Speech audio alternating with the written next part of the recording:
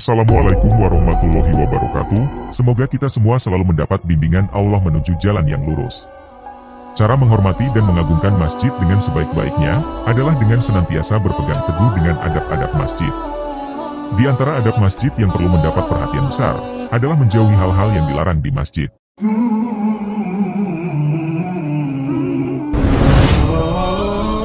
Mengeraskan bacaan Al-Quran. Membaca Al-Quran merupakan amal soleh yang sangat utama, dan pahalanya besar. Allah sangat mencintai orang yang rajin membaca Al-Quran, dengan niat dan cara yang benar. Namun, amal yang mulia ini bila dibaca dengan cara yang tidak benar, bisa menjadi perkara yang dilarang untuk dilakukan. Membaca Al-Quran dengan suara keras saat di masjid sebelum iqomat, merupakan bentuk gangguan kepada orang yang sholat. Ia juga bisa mengganggu orang lain, yang juga sedang membaca Al-Quran dengan suara pelan. Perbuatan ini dilarang oleh Rasulullah. Jangan sekali-kali sebagian dari kalian mengeraskan bacaan Al-Quran atas sebagian yang lain. Solusinya adalah membaca Al-Quran ketika sholat sudah selesai, sehingga tidak ada yang terganggu dan dapat terhindar dari larangan Rasulullah. Mengeraskan suara ketika berbicara. Bila membaca Al-Quran dengan suara keras saat sedang menunggu iqomat saja dilarang karena bisa mengganggu orang lain, apalagi dengan berbicara dengan suara keras, hal ini jelas lebih terlarang. Perbuatan ini jelas akan mengacaukan konsentrasi orang yang sedang sholat, berzikir, atau membaca Al-Quran dengan suara pelan. Oleh karena itu, sudah sepantasnya bagi seorang muslim yang untuk menjaga adab di masjid, agar tetap tenang. Apabila ada keperluan untuk berbicara dengan seseorang, hendaknya dilakukan dengan suara yang bisa didengar oleh lawan bicara saja, dan sesuai kadar yang dibutuhkan, bukan berlebihan. Mengumumkan barang yang hilang. Dari Abu Hurairah Rasulullah bersabda, barang siapa yang mendengar seseorang mengumumkan barang hilang di masjid, hendaklah dia mendoakan, semoga Allah tidak mengembalikannya kepadamu, karena masjid bukan dibangun untuk ini. Ini jelas hukuman berat. Kehilangan barang apapun, tidak bisa diumumkan di masjid, baik barang itu berharga atau tidak. Yang bisa dilakukan adalah, menempel pengumuman di luar masjid dengan tulisan yang bisa dibaca orang tentang barang yang hilang, dan harus berhubungan dengan siapa bila menemukannya. Keluar dari masjid setelah adzan. Seorang muslim yang sudah berada di masjid, kemudian mendengar adzan berkumandang, maka dia harus tetap berada di masjid menunggu pelaksanaan sholat. Dia tidak boleh keluar dari masjid setelah adzan, kecuali karena ada udzur yang dibenarkan secara syar'i, seperti belum berwudu, atau ada kepentingan yang sangat penting untuk dilakukan. Bila tidak ada udzur sama sekali, dan tidak ada niat untuk kembali ke masjid, maka itu merupakan sebuah bentuk kemaksiatan, dan merupakan ciri kemunafikan, sebagaimana yang dijelaskan dalam hadits-hadits yang sahih. Hal ini sebagaimana dikisahkan dalam sebuah riwayat dari Abu Asy'ad beliau berkata, kami pernah duduk bersama Abu Hurairah dalam sebuah masjid, kemudian muadzin mengumandangkan adzan. Lalu ada seorang laki-laki yang berdiri, kemudian keluar masjid. Abu Hurairah melihat hal tersebut, kemudian beliau berkata, perbuatan orang tersebut termasuk bermaksiat terhadap Abul Qasim. Kondisi berhadas besar. Wanita yang haid, hendaknya tidak ke masjid dan berdiam diri di dalamnya, jika tidak ada keperluan. Tetapi jika ada keperluan seperti mendengarkan pengajian, dan itu sangat diperlukan baginya, maka dibolehkan dengan beberapa syarat. Di antaranya, berwudu sebelum masuk masjid, membalut tempat keluarnya haid dengan pembalut yang tebal dan aman, duduk di bagian belakang masjid, jika memungkinkan, duduk di teras atau luar masjid. Demikian juga laki-laki yang berhadas besar, tidak boleh berdiam diri di masjid, sebelum dia mandi junub. Membawa senjata tajam. Janganlah seseorang lewat masjid dengan membawa senjata tajam, seperti pisau, pedang, dan sebagainya. Sebab, hal itu dapat mengganggu seorang muslim, bahkan bisa melukai seorang muslim. Terkecuali jika ia menutup mata pedang dengan tangannya, atau dengan sesuatu. Rasulullah bersabda, apabila salah seorang di antara kalian lewat di dalam masjid atau pasar kami dengan membawa lembing, maka hendaklah ia memegang mata lembing itu dengan tangannya, sehingga ia tidak melukai orang muslim. Meludah. Masjid sebagai tempat yang paling dicintai oleh Allah di muka bumi ini, maka harus kita jaga kebersihannya.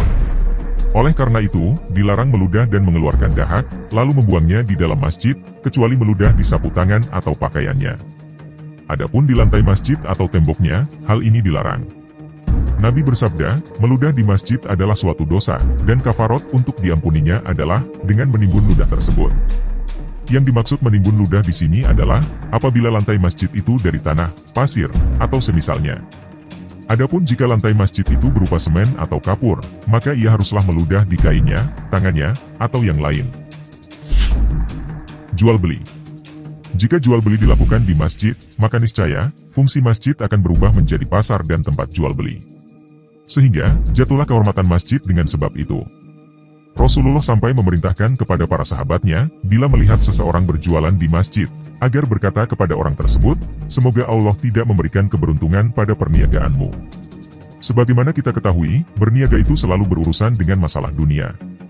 Masjid didirikan bukan untuk mengingatkan kaum muslimin dengan urusan dunia, namun urusan akhirat. Berarti, jual beli di masjid jelas perbuatan yang kontraproduktif dengan tujuan didirikannya masjid. Berkumpul untuk kepentingan dunia. Terdapat larangan melingkar di dalam masjid untuk berkumpul demi kepentingan dunia semata. Rasulullah bersabda, akan datang suatu masa kepada sekelompok orang, di mana mereka melingkar di dalam masjid untuk berkumpul, dan mereka tidak mempunyai kepentingan, kecuali dunia, dan tidak ada bagi kepentingan apapun pada mereka, maka janganlah duduk bersama mereka. Berbicara batil dan tidak bermanfaat. Salah satu fungsi masjid yang paling mendasar, adalah sebagai tempat untuk beribadah kepada Allah, dengan berbagai bentuk ibadah. Di masjidlah, sholat, zikir, itikaf, dan membaca Al-Quran dilakukan. Semuanya, dalam rangka untuk mengagungkan Allah. Di dalamnya, kalimat thayyibah dilantunkan. Sungguh tidak selayaknya, rumah Allah di bumi ini menjadi ajang obrolan sia-sia tanpa tujuan mulia, apalagi sudah masuk ke dalam wilayah haram. Contohnya adalah ghibah, namimah, sumpah palsu, dusta, menghina, dan berbagai perkataan tercela lainnya. Rumah Allah harus bersih dari semua hal yang kotor, termasuk dalam urusan kata-kata. Melangkahi leher jamaah. Melangkahi leher orang saat hendak mencari syaf yang dibidik di depan, merupakan bentuk gangguan kepada orang lain yang ada di masjid. Hal ini termasuk perkara yang dilarang dilakukan oleh seorang muslim, saat berada di masjid. Biasanya, hal ini dilakukan pada hari Jumat. Seseorang yang datang terlambat, namun ingin mengambil posisi di barisan depan, sementara sudah tidak ada celah yang bisa dilewati. Bila hendak mendapatkan keutamaan, sudah semestinya seseorang datang lebih awal, bukan dengan cara yang menyalahi adab masjid semacam itu. Menyempitkan orang-orang yang sholat. Menyempitkan orang-orang yang datang ke masjid lebih awal, dan berdesakan di tempat mereka, merupakan bentuk gangguan kepada sesama muslim. Hal ini biasanya dilakukan juga pada hari Jumat oleh orang-orang yang datang terlambat ke masjid. Ini tidak selayaknya dilakukan orang yang hendak menjalankan sholat. Hal ini termasuk tindakan kurang beradab, dan tidak menghormati orang-orang yang hendak sholat yang datang lebih awal. Dia ingin mencari keutamaan dengan cara yang tercela. Ini tidak layak dilakukan oleh seorang muslim yang berilmu. Biasanya, perbuatan ini dilakukan oleh orang yang tidak berilmu, atau memang memiliki akhlak yang tidak baik. Lewat di depan orang sholat. Melintas di hadapan orang yang sholat, tepat antara musyolli dengan sutrohnya, adalah hal yang diharamkan secara syar'i. Hal ini jelas mengganggu kehusyuan orang yang sedang sholat. Rasulullah bersabda, seandainya orang yang lewat di depan orang yang sholat mengetahui dosa yang ditanggungnya, niscaya, ia memilih untuk berhenti selama 40 tahun. Itu lebih baik baginya, daripada lewat di depan orang yang sedang sholat. Namun sebagian orang melanggarnya, karena ketidaktahuannya. Bila mendapati orang semacam itu, maka seorang musyolli diperintahkan untuk menghalangi pergerakan orang tadi dengan tangannya, agar tidak melintas di hadapannya. Bila bersikeras hendak melintas, maka diperbolehkan untuk menghalanginya dengan sentakan lebih kuat. Yang terlarang, adalah lewat di depan orang yang sholat sendirian, atau lewat di depan imam. Adapun jika lewat di depan makmum, maka tidak mengapa. Hal ini didasari oleh perbuatan Ibnu Abbas ketika beliau menginjak usia balik. Beliau pernah lewat di sela-sela syaf jamaah yang diimami oleh Rasulullah dengan menunggangi keledai betina, lalu turun melepaskan keledainya, baru kemudian beliau bergabung dalam syaf. Dan tidak ada seorang pun yang mengingkari perbuatan tersebut. Namun demikian, sebaiknya memilih jalan lain, agar tidak lewat di depan syaf makmum. Duduk bersandar dengan tangan. Allah tidak suka pada orang yang meletakkan tangan kirinya ke belakang, kemudian dijadikan sandaran. Hal ini sesuai dengan sabda Rasulullah dari Syirid bin Suwaid, Rasulullah pernah melintas di hadapanku, sedang aku duduk seperti ini, yaitu bersandar pada tangan kiriku yang aku letakkan di belakang. Lalu baginda Nabi bersabda, adakah engkau duduk sebagaimana duduknya orang-orang yang dimurkai? Menurut hadis ini, orang yang dimurkai tersebut ditujukan kepada orang Yahudi. Namun, menurut Abu Al-Thayyib Muhammad Syams Al-Haq penulis kitab Aunul Maqbud, ungkapan itu tidak hanya mengarah kepada orang kafir, namun juga orang sombong, ujub, dan orang yang sering melakukan kemaksiatan. Selain itu, masih ada beberapa larangan yang tersebar dalam beberapa hadis, seperti misalnya melaksanakan hukuman.